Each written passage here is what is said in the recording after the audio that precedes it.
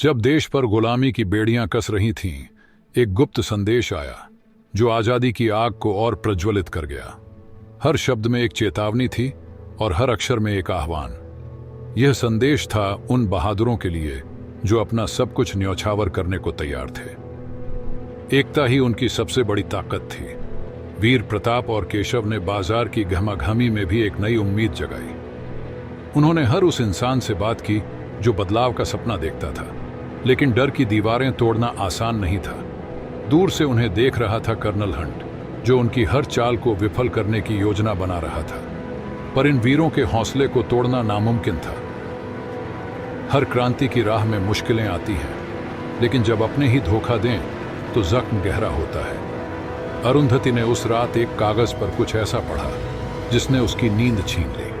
अपने साथियों के बीच बैठी अरुंधति ने धीरे से कहा, हमारे बीच कोई ऐसा है जो दुश्मन का साथ दे रहा है। इस एक वाक्य ने कमरे में एक सन्नाटा भर दिया। विश्वास टूट गया, पर हौसला कायम था। युद्ध सिर्फ बंदूकों और गोलियों से नहीं लड़ा जाता, बल्कि दिलों के अंदर भी एक जंग चलती है।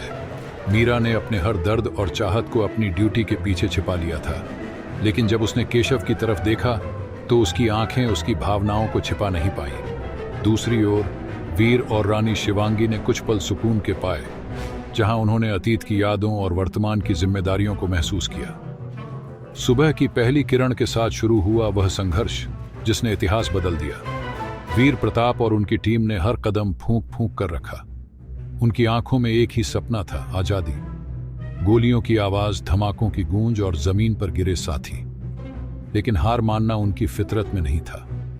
केशव ने अपनी जान देकर मिशन को पूरा किया। उनकी कुर्बानी ने साबित कर दिया कि आजादी सस्ती नहीं होती। उनकी कहानी बस एक युद्ध की नहीं, बल्कि एक संकल्प की है। वह संकल्प जिसने भारत को स्वतंत्रता दिलाई। आज इस खुले आसमान और इन हरे भरे खेतों के बीच रानी शिवांगी उस छोटी लड़की को वह कहानी सुना रही है जिसे हर भारतीय को जानना चाहिए।